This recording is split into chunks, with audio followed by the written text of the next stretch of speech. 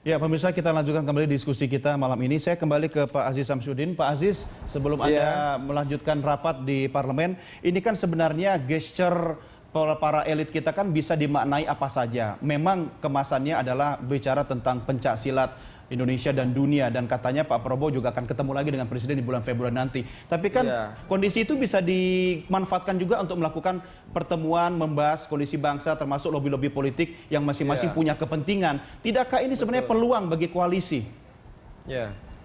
Ya, sepanjang untuk kepentingan bangsa dan negara menuju masyarakat adil dan makmur, saya pikir energi positif itu yang harus kita manfaatkan bersama. Dan namanya orang silaturahmi, orang bicara, masa kita beranggapan, berasumsi itu negatif gitu loh.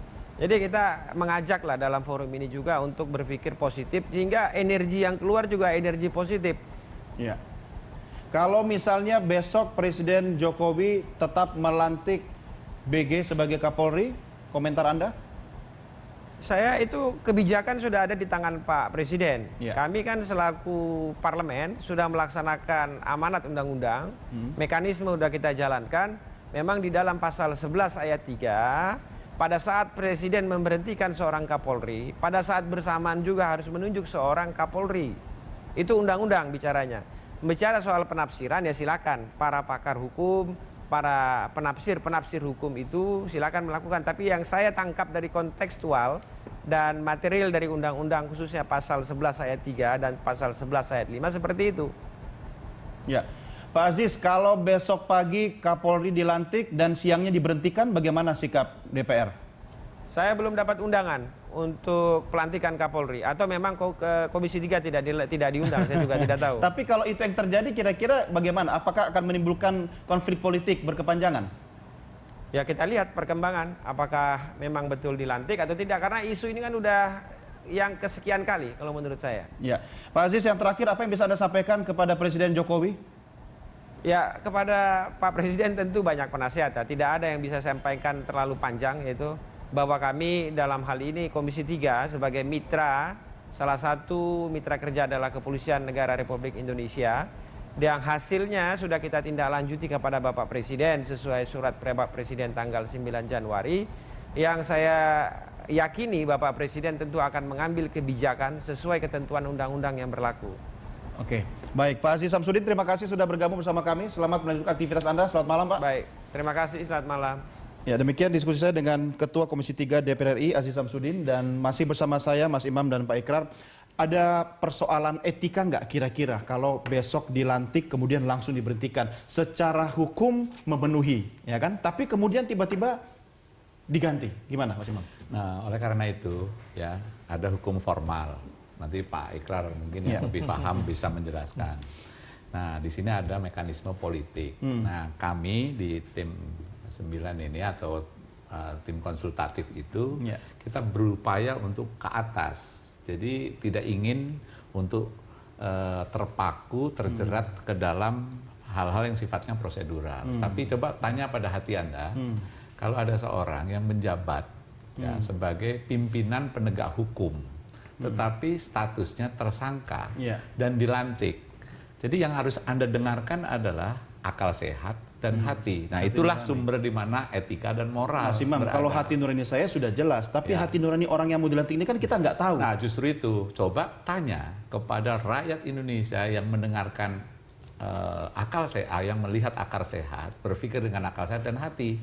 Ini jangka waktunya itu nggak cuma hanya kasus ini. Nah, yang kita ingin jaga dari Presiden adalah jangan melakukan sesuatu yang terus kemudian nanti orang akan mencatat di sini saatnya dinamika atau mekanisme politik dan tafsir prosedur hukum memenangkan terhadap etika dan moral. Nah, kita kepengin dalam situasi yang kemelut perdebatan tafsir hukum, dinamika politik itu dikalahkan oleh akal sehat dan moral dan etika. Mungkin, itu aja sebetulnya mungkin yang pertanyaan itu akan lebih tepat ditanyakan oleh seorang ibu ya. Kita lanjutkan di segmen berikutnya. Pemirsa, kami akan segera kembali sesaat lagi. Kita lanjutkan diskusi kita pemirsa, dan saat kami tengah berdialog malam ini, Presiden Republik Indonesia Joko Widodo tengah menerima kunjungan dan berdiskusi dengan Komisi Kepolisian Nasional di Istana Negara. Kita belum tahu apa hasil pembicaraan antara Presiden dengan Kompolnas. Karena itu tetap bergabung bersama kami, karena nanti ketika Presiden akan memberikan keterangan pers, kami langsung mengupdate kepada Anda. Itu informasi terkini saat ini, Mas Imam dan Pak Ikrar. Kalau besok pagi Presiden melantik Kapolri Budi Gunawan, kemudian 30 menit kemudian diberhentikan, itu seperti apa? Jadi begini ya, jangankan 30 menit seperti yang Anda tanyakan, 1 detik pun Budi Gunawan itu resmi jadi Kapolri, resmi menjadi Kapolri, itu akan tercatat dalam sejarah politik Indonesia bahwa satu-satunya Presiden Republik Indonesia yaitu Joko Widodo itu pernah melantik seorang tersangka itu kemudian menjadi Kapolri walaupun 1 detik ya.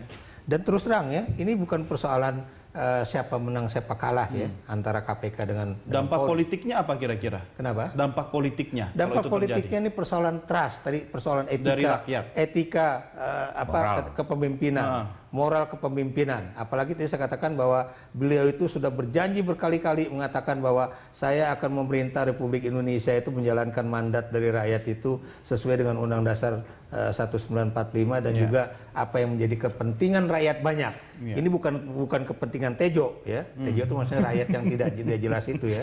Itu yang harus kita ingat ya. Dan ini yang harus juga diingat ya. Kembali untuk menambahkan tadi Mas Imam bicara mengenai etika politik dan kemudian DPR itu ya.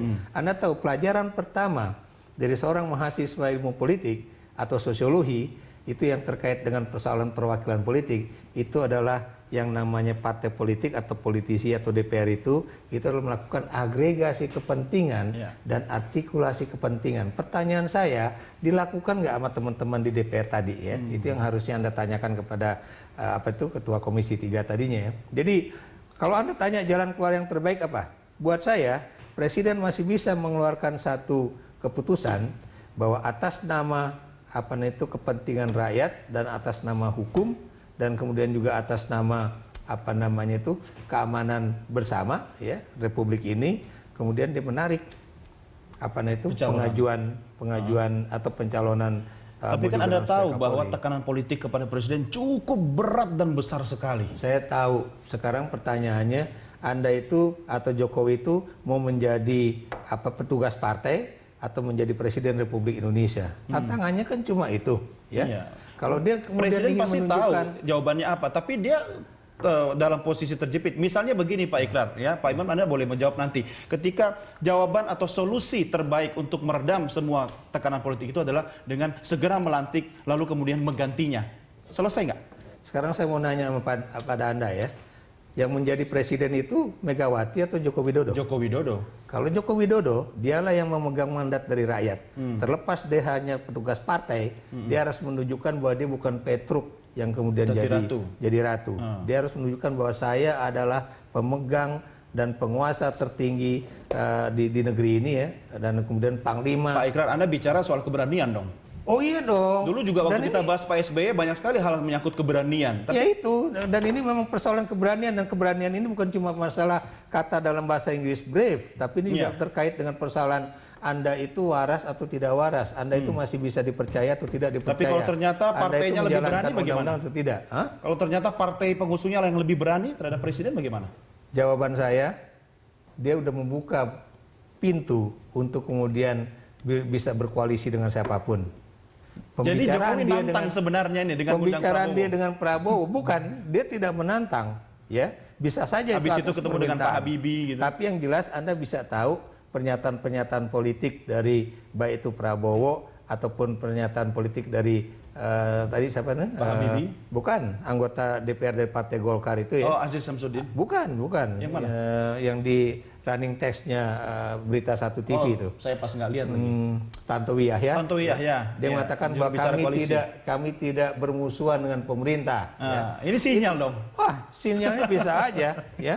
Tadi aja Mas Tamrin Aman Tomagola di dalam pertemuan diskusi kami di Warung Solo, dia mengatakan kalau memang Jokowi tidak mendapatkan dukungan dari PDIP dan partai-partai koalisi sekarang, dia bisa kok minta bantuan dukungan dari Partai Demokrat dan Partai Golkar, walaupun saya katakan kalau itu dilakukan itu sama juga Anda itu keluar dari mulut buaya masuk ke mulut singa, tapi bukan itu persoalannya. Politik itu adalah ilmu berbagi Si kemungkinan. malakama gitu. Tapi Sekjen Gerindra sudah memberikan sinyal juga sebenarnya.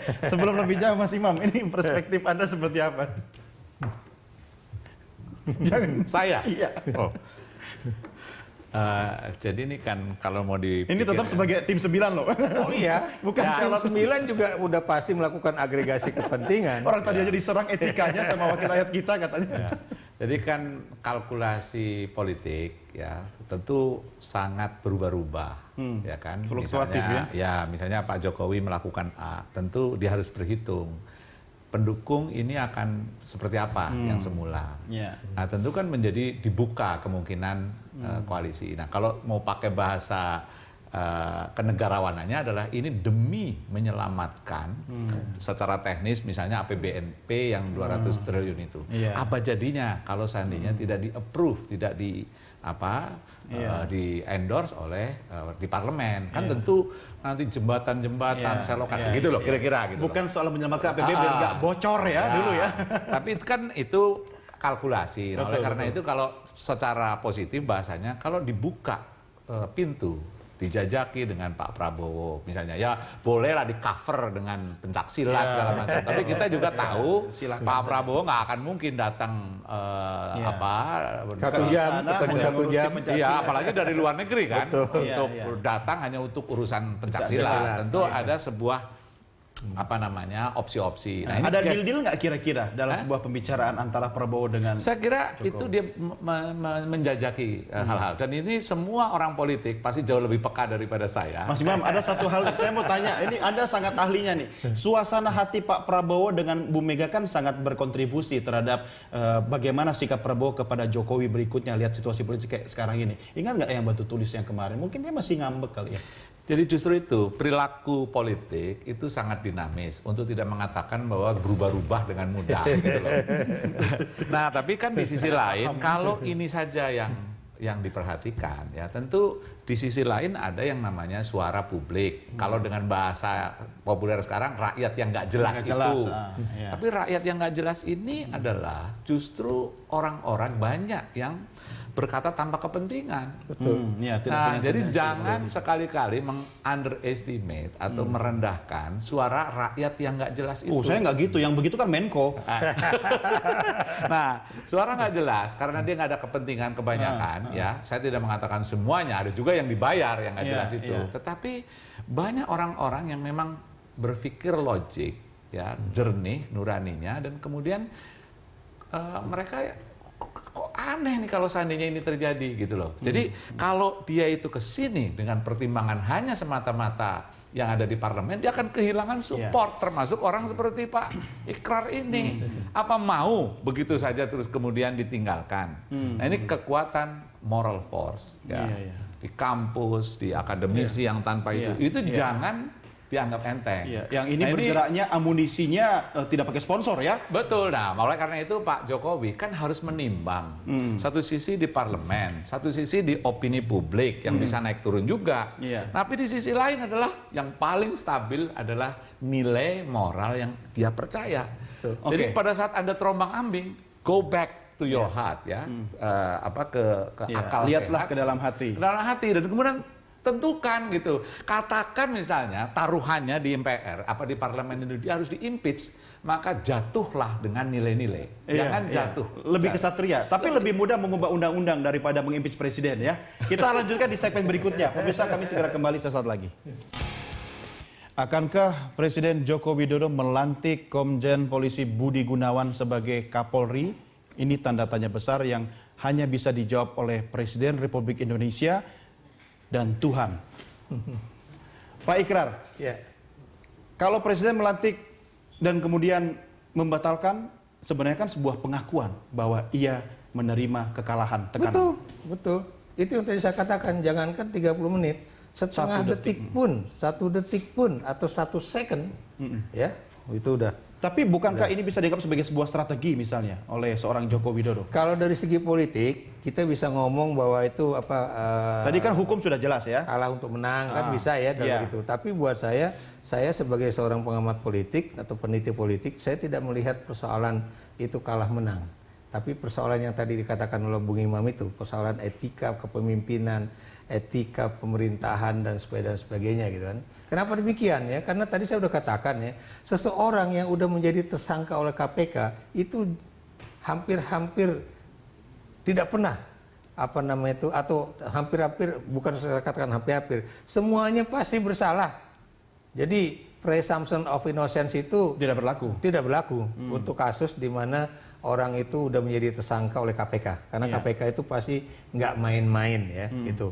Anda bisa bayangkan ya, kalau memang logika itu Anda itu masih jalan gitu ya, apakah Anda sebagai seorang pengusaha mau ngasih uang kepada anak saya yang masih umur 19 tahun 57 miliar untuk bisnis pertambangan, masuk akal nggak? Itu aja deh, logika kita itu aja deh. Apakah kemudian anak yang 19 tahun itu memang punya track record yang kemudian udah menjadi pebisnis ketika dia umur 5 tahun atau 10 tahun. Kan gitu. Jadi logika itu aja udah menunjukkan apapun alasannya, masuk akal apapun logikanya Pak akal. Ikrar, kan yang bersangkutan sudah jadi tersangka sekarang ini kan? Ya justru itu. Jadi lagi-lagi kalau buat saya pertemuan Presiden dengan Kompolnas bukan mustahil bahwa ada nama dia, baru. Betul, itu.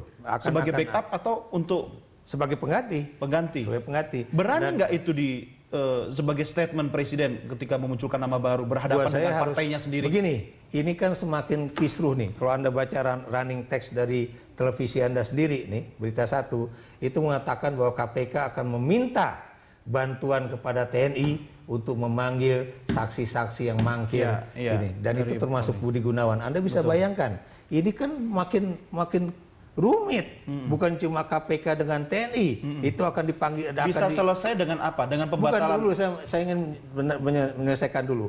Ini kan akan menambah rumit. Kenapa ini? Berarti KPK akan memanggil, menarik-narik TNI di fungsi ABRI-nya seperti pada masa lalu itu. Itu yang harus juga dilihat oleh Jokowi. Wah, ini gawat ini kalau begini nih. Jangan lupa, Panglima tertinggi baik polisi atau tentara kan tetap presiden. Betul. Maksud saya daripada persoalan itu bertambah ruwet daripada benang kusut itu semakin tidak bisa diurai, itu buat saya itu malam ini juga kalau perlu Presiden langsung mengatakan cabut demi keamanan nasional, demi penegakan negara hukum, demi ituan rakyat, dan polisi juga tidak perlu malu merasa kemudian sebagai institusi yang kalah, tapi justru institusi kepolisian itu justru akan terbela oleh tidak adanya beban. Ini juga momentum bahwa seorang untuk Kapolri itu adalah tersangka kan? Tapi beranikah seorang anak durhaka pada ibunya? Tidak usah dijawab. Mas Imam, perspektif Anda seperti apa? Saya nggak mau menjawab, katanya suruh nggak jawab. Bukan yang itu tadi ya. Anda yang harus menjawab. Yang soal durhaka tadi nggak usah. Jadi gini, kalau menurut saya ini kan ranah publik, ranah negara. Jadi kalau saya lihat ini pertaruhannya adalah seberapa jauh seorang presiden yang dipilih oleh rakyat itu mau atau memiliki komitmen untuk mengambil keputusan bukan pertimbangan 1-2 orang terdekat, tetapi adalah masyarakat. Nah, public trust ya, kepercayaan publik itu kan satu ditentukan oleh kemampuan dia. Kemampuan dia secara teknis, kemampuan dia membata pertanda-pertanda zaman. Tetapi juga integritas. Anda bisa bayangkan, seorang presiden yang cakap sekalipun secara teknis, punya kapasitas luar biasa, dia penipu. Dia tidak bisa menjaga moral, etika. Nggak akan dipercaya. Betul. Tapi pada saat yang sama, orang yang punya moralitas luar biasa bagus, etikanya bagus, tapi goblok juga tidak bisa dipercaya. Nah, kita mengharapkan presiden kita ini punya kapasitas yang baik melihat kerutan ini dan mengambil keputusan yang bagus, kapasitasnya bagus, tetapi didasarkan kepada integritas moral, etika yang menjadi panduan. Bukan panduannya itu hanya sekedar teknis prosedural hukum saja. Apalagi kita tahu perdebatan hukum, satu lawyer dalam beberapa menit bisa berubah-ubah. Kan begitu. Nah, sama juga dinamika politik. Kan kita lihat yang tadinya mendukung Pak Jokowi, sekarang malah mengkritik Pak Jokowi. Iya, iya. Yang tadinya menjadi oposisi, musuh yang sangat keras ya, sekarang malah Pak Muzani malah. Nah ini yang namanya apa? Kebalik-balik di Republik ini gitu. Tapi yang tidak pernah terbalik-balik adalah panduan moral dan etika. Tidak mudah itu. Ya, baik, baik. Mas Imam, Pak Ikrar, kita akhiri sampai di sini diskusi kita. Saya masih menunggu informasi terkini dari Istana. Seperti apa, apakah benar dugaan Anda nanti? Kita tunggu malam ini. Terima kasih bergabung bersama kami. Dan pemirsa tetap bersama kami untuk melanjutkan berita lainnya. Kami segera kembali sesaat lagi dalam Prime Time Connect.